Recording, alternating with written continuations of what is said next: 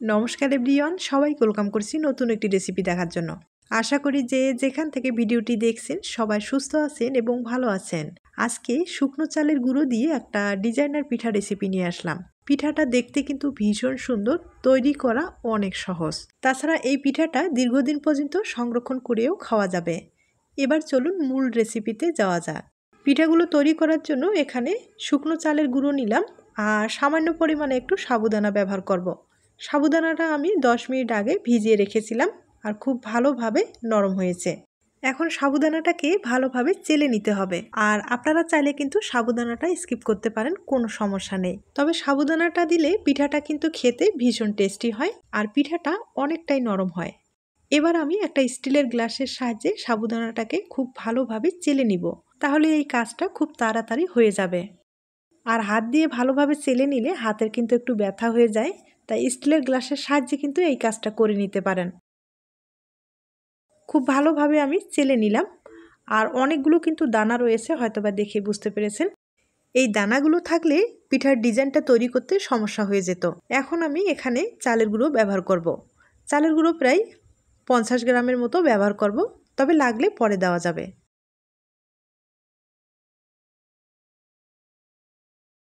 এরপরে স্বাদ মতো লবণ দিয়ে দিতে হবে। এখন খুব ভালোভাবে মেখে একটা ডো তৈরি করে নিতে হবে। ডোটা অনেকটাই শক্ত হয়ে গেছে, তাই হালকা কুসুম গরম জল দিয়ে একটু ডোটা তৈরি করে নেব। তবে জলের পরিমাণটা কিন্তু একবারে কম করে দিতে হবে।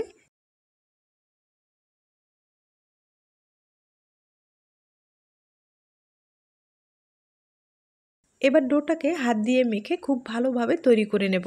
আর এই ডোটা শক্ত হবে না, নরম করে তৈরি করে নিতে হবে। তাহলে ডিজাইনটা তৈরি করতে অনেক সুবিধা হবে। আর আমি ডোটা তৈরি করে নিলাম। অফ ক্যামেরায় কিছুটা ডোয়ে একটু ফুড কালার ব্যবহার করলাম। তবে আপনাদের ক্ষেত্রে যদি ফুড কালারটা পছন্দ হয় দিয়ে দিবেন, অথবা স্কিপ করতে পারেন। এবার পিঠার ডিজাইনটা তৈরি করে দেখিয়ে দিচ্ছি। তার জন্য লাগবে সিরিঞ্জ, আর সিরিঞ্জের সাহায্যে আমি পিঠাগুলো তৈরি করে নেব। তবে আপনারা চাইলে কিন্তু যে কোনো নর্মাল প্লাস্টিকের ব্যাগ দিয়ে এই পিঠাগুলো তৈরি করে নিতে পারেন। অনেকেই একটা প্রশ্ন করে যে সিরিঞ্জ দিয়ে ডোটা বের হতে চায় না, পিঠাগুলো তৈরি করতে সমস্যা হয়ে যায়। তাদের ক্ষেত্রে একটা কথাই বলবো, এই ডোটা কিন্তু তৈরি করার পরে চেলে নেবেন আর একটু নরম করে তৈরি করে নিতে হবে। তাহলে কোনো রকম সমস্যা হবে না, খুব ইজিভাবে আপনার পছন্দ মতো ডিজাইন তৈরি করে পিঠা বানিয়ে নিতে পারেন। এবার আমি পিঠাগুলো তৈরি করে দেখিয়ে দিচ্ছি। তার জন্য প্লাস্টিক ব্যবহার করব, হালকা করে তেল লাগিয়ে নিলাম। আর এখন আমি পিঠার ডিজাইনটা তৈরি করে দেখিয়ে দিচ্ছি। আর দেখতেই পাচ্ছেন কতটা সহজ, খুব ইজিভাবে কিন্তু এই পিঠাটা তৈরি করা যায়। তবে হাতের কৌশলে শুধু একটু ঘুরিয়ে ঘুরিয়ে এই ডিজাইনটা তৈরি করে নিতে হয়, দেখতে পাচ্ছেন। আপনারা চাইলে এই পিঠাটা আটা ময়দা দিয়েও তৈরি করে নিতে পারেন। অনেক সময় দেখা যায় চালের গুঁড়োটা কিন্তু হাতের কাছে থাকে না, তাই আটা অথবা ময়দা দিয়ে পিঠাগুলো তৈরি করে নিতে পারেন। আর দেখতে পাচ্ছেন আমি ডিজাইনটা কিভাবে তৈরি করে নিচ্ছি, এটা কিন্তু একটু দেখেই বুঝে নিতে হবে। আর একবারে কিন্তু সহজ ডিজাইন, এর চেয়ে সহজ আর ডিজাইন হয় না, দেখতে পাচ্ছেন।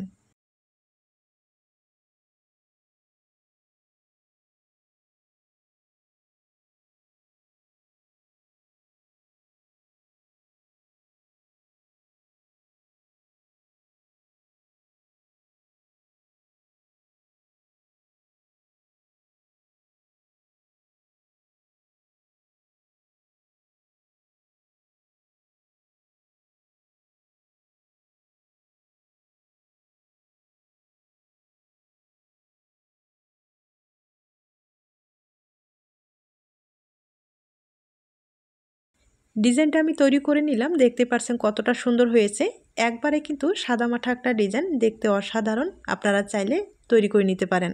একইভাবে আমি আরেকটা পিঠা তৈরি করে আপনাদের দেখিয়ে দিচ্ছি।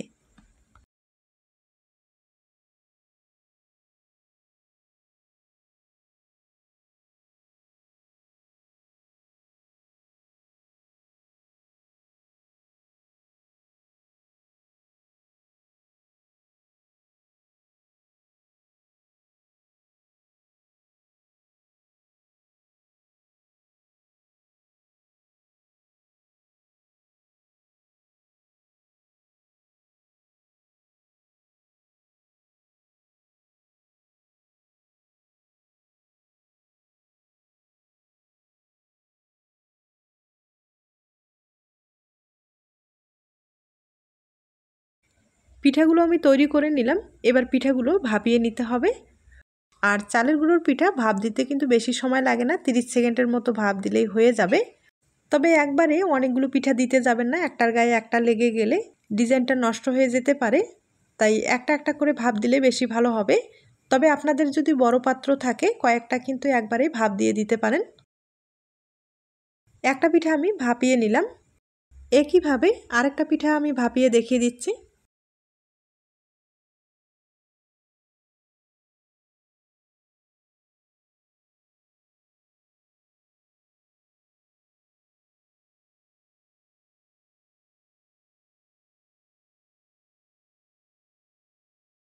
সবগুলো পিঠাই আমি ভাপিয়ে নিলাম। আর ভাপ দেওয়ার পরে দেখতেই পাচ্ছেন পিঠাটা কতটা সুন্দর হয়েছে। আর এই পিঠাগুলো কিন্তু এখন রোদ্রে শুকাতে হবে। আর রোদ্রে শুকালেই দীর্ঘদিন পর্যন্ত সংরক্ষণ করা যাবে। তবে আপনাদের যদি রোদ্রের ব্যবস্থা না থাকে এই পিঠাগুলো হালকা আলো বাতাসের মধ্যে রেখেও সহজেই শুকিয়ে নিতে পারেন, অথবা ফ্যানের নিচে রেখেও শুকিয়ে নিতে পারেন।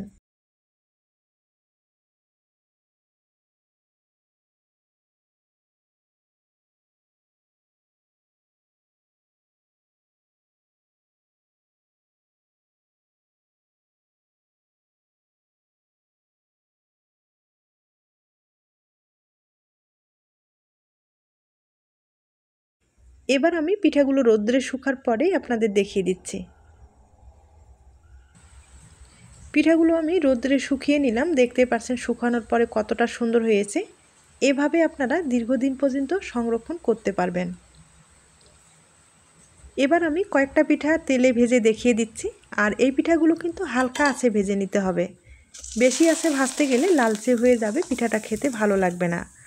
আর এই পিঠাগুলো তেলে দেওয়ার সাথেই কিন্তু ডবল হয়ে যায়, দেখতে পাচ্ছেন। তবে খেতে ভীষণ টেস্টি, একবার হলেও বাড়িতে ট্রাই করে দেখতে পারেন। এবার আমি একটা পিঠা ভেঙে দেখিয়ে দিচ্ছি। তার আগে ছোট্ট একটা রিকোয়েস্ট থাকবে, পিঠার এই রেসিপিটি আপনাদের কাছে যদি ভালো লেগে থাকে বা আপনার কোনো উপকারে আসতে পারে তাহলে একটা লাইক দিতে পারেন। আর আমি আগে থেকে একটু গুড়ের শিরা তৈরি করে রেখেছি, সেটা উপর থেকে একটু ছড়িয়ে দিলাম, তাহলে পিঠাটা খেতে ভালো লাগবে। এই পিঠাগুলো এতটাই হালকা হয়ে থাকে দেখতেই পাচ্ছেন, তবে খেতে ভীষণ টেস্টি। বাড়িতে অবশ্যই ট্রাই করে দেখবেন। তাহলে আজ এ পর্যন্ত, নতুন কোনো রেসিপির সাথে আবার দেখা হবে। নতুন রেসিপির জন্য সবাইকে আমন্ত্রণ রইল। সবাই ভালো থাকবেন এবং সুস্থ থাকবেন।